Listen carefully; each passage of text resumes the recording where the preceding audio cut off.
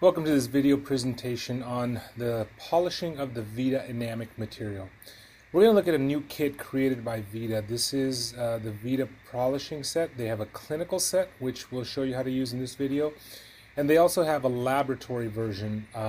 Frankly, I think some of the wheels in the laboratory version are a little bit better. They're a little bit thicker, cover more surface area, but both basically do the same thing. You start off with a pre-polishing wheel, which is the pink wheel, and you finish with the gray high shine. As you know, the Vita Enamic material is a hybrid ceramic, which is a resin infiltrated ceramic, which gives it the properties of a ceramic with the flexibilities of a resin material. Now, you obviously can't put these in the oven, so you have to polish them. And the way to polish them we're going to detail in this particular video. One of the advantages of the enamic material is that you can mill it thin. Vita recommends a 1 millimeter occlusal reduction, and you can mill it fast. And when it comes out of the milling unit, the first thing you're going to need to do is remove the sprue. Now, I recommend one of these burrs here. This is, I think, a great little burr for removing the sprue, some of the excess burr marks that might be present. You don't want to use a carbide.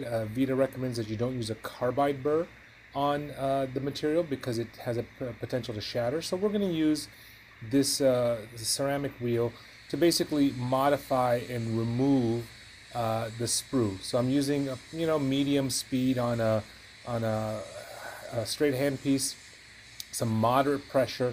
And the first thing I'm going to do is I'm going to remove that sprue, make sure I've removed any surface imperfections, and finish down the margins as needed. It's not a very aggressive wheel. You don't need to push very hard, just enough to remove the sprue. The next thing we'll do is we'll use a burr of some sort, always a diamond. This is a cone-shaped diamond, and I'm simply going to use this to enhance the anatomy on top of my restoration. And basically what I can do is just kind of run this in the occlusal grooves. You don't want to make it too thin, and you certainly don't want to weaken your materials. So just very lightly go in the grooves, thin out enhance your anatomy, and get it ready for the polishing step.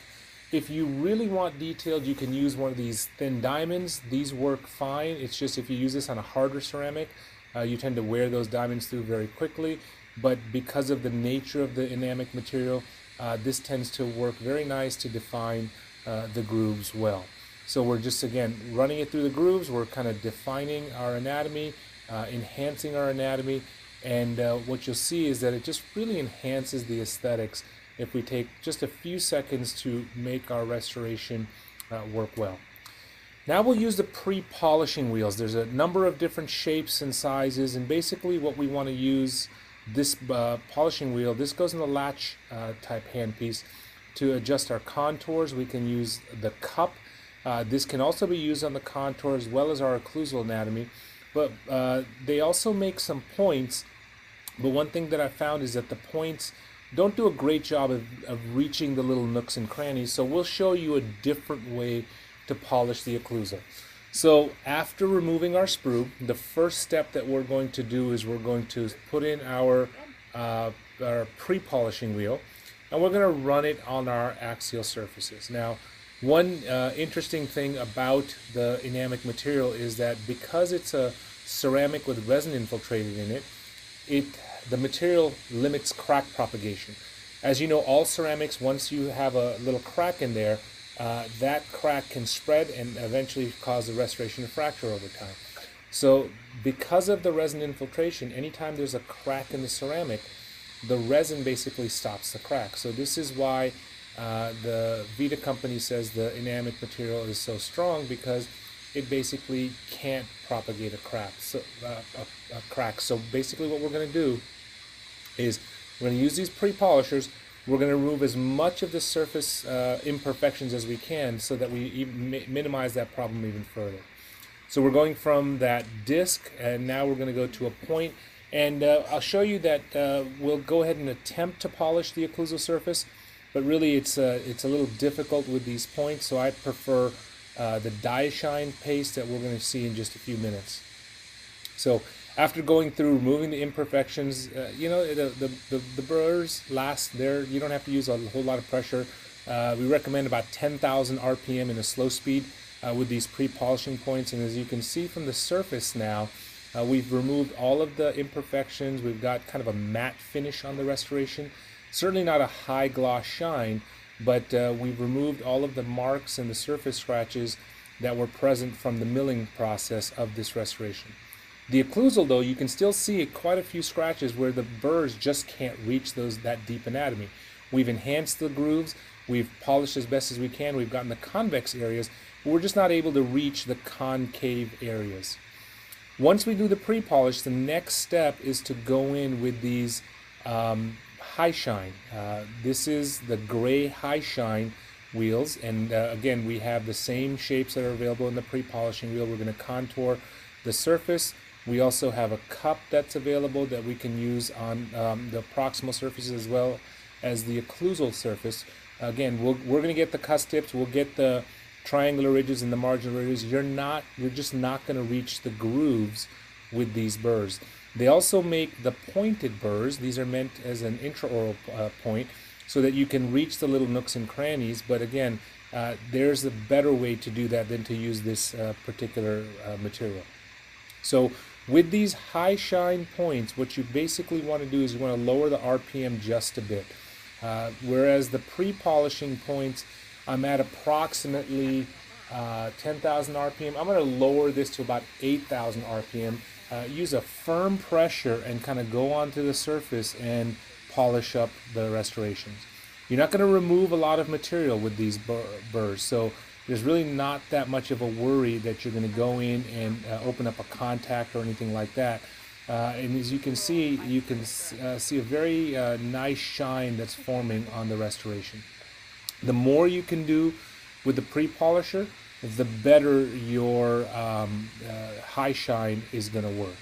So again, the convex areas work great. We can get a very, very high glossy, almost glaze-like finish. But again, the challenge is always the occlusal anatomy and how do we get those grooves polished. So as we switch burrs, we'll just do this just to show you the kind of finish that we can get with regards to the high shine. But for the next step, what we're going to do is we're going to use die shine paste on bristle brushes. Die shine is a diamond impregnated wax that you melt with the bristle brush. We're going to use basically the fine and the fine soft die shine paste. And what they do is, because they're on a bristle brush, you can see how this pointed burr is not able to reach the occlusal anatomy. The die shine bristle brushes will reach every last little bit of the nook and cranny.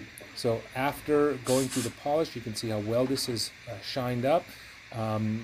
You are limited with the anamic material on any areas where you basically want to use a polished restoration, knowing that you're not going to be able to glaze this material. If you put this in the oven, all of the resin will basically melt and evaporate, and you'll be left with a ceramic matrix, which obviously is not going to be as strong as if we had the restoration intact. Now, after going through these steps, the next step, as I mentioned, is we're going to do the die shine paste. Die shine is available from Patterson. It comes in these little tubs. They have different grits. We're going to use the fine and the fine soft. If you have a lot of polishing, you might consider starting with the coarse, but I frankly find that a little bit overkill. The fine, you start with the fine and then go with the fine soft. With this, we're going to use bristle brushes. Basically, we're going to use a stiff bristle brush, what you see on the right, and then we're going to finish off the restoration with a goat hair brush with no die shine on it. That's what's on the left. So the part number that you see there is of the goat hair brush on the left. We're going to use that dry. The bristle brushes are stiff. They're size 11, and again, they're available through Patterson Dental. They're fairly inexpensive. They're reusable. They work very well. So basically what you want to do is you want to pick up that die shine with the bristle brush. Spin it at a moderate RPM. The spinning motion of the bristle brush melts the wax, which has diamond particle in it, and what you're able to do is use that as a polish. So about medium speed here. Now, one thing to note is that anytime you're polishing with the die shine, you're going to want to use kind of a push-pull motion, knowing that as you pull, you want to put pressure on that restoration. And what that basically does is it allows you to pull the restoration and polish that material. So we're starting with the fine. After we've gone through a couple of times, it doesn't take a long time. You want to use firm pressure. About 20-30 seconds is all it takes, going through and making sure that we go in all those little grooves that we've created. Once we've done the fine, get a fresh brush, and now get the fine soft, which is this pink color. And once you do the fine soft, you're going to repeat that process where you go in using kind of a moderate to heavy pressure, pulling that brush on top of the restoration, and then going in and polishing all of the grooves. So while the Vita burrs do a great job on the axial surfaces, the Diashine does a very nice job of reaching the little occlusal concavities that we have. So this material doesn't really, Diashine doesn't really take away material, so you don't have to worry about it altering your occlusion or anything, but it does do a very nice job of polishing up the restoration. So once we're done with this, the next step is to go with the dry goat-haired brush. You don't want to have any Diashine on it, and basically we're going to use that as a chamois wheel. We're going to kind of lightly buff the occlusal surface of the restoration. That does two things. One, it does the final high polish, and the second thing that it does is that it basically goes in and removes all of the Diashine residual material that we may have left behind. So utilizing this process, you can basically polish an anamic restoration in a few minutes, 3 to 4 minutes. Does a very nice job. You can learn more about the anamic material by visiting the discussion boards and asking any questions. But this is, I think, going to be a great tool in our tool belts to restore our patients with in areas where you know, we are able to not use our regular materials, because you can mill it thin. So after you go through the polishing process, you get a very high shine, you get very nice aesthetics. It's available in different translucencies, blends in with the surrounding truth structure very nicely. Hope you enjoyed this video, and please don't hesitate to ask more questions.